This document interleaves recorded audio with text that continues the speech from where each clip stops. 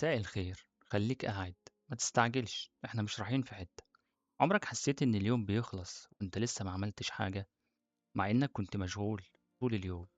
احساس غريب. تعب من غير انجاز، وجري من غير وصول.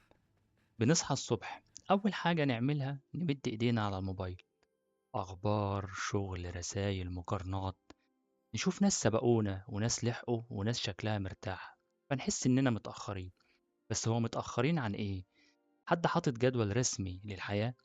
زمان كانوا بيقولوا كل حاجة بتيجي في وقتها. دلوقتي الوقت نفسه مش مستني.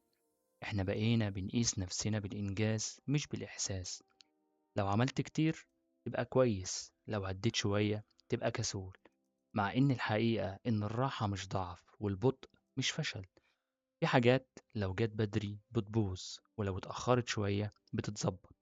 مش كل حلم ينفع يتعاش وانت منهك. في مرة كنت شغال ليل نهار ومبسوط، لأ كنت حاسس إني دايما ناقص ودايما ورايا حاجة. لحد ما سألت نفسي، هو أنا عايش ولا بلحق؟ ساعتها بدأت أهدى، مش أسيب طموحي لكن أسيب الجلد.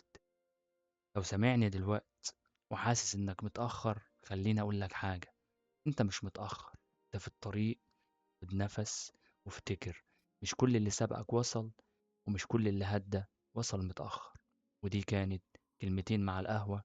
أشوفكم الحلقة الجاية.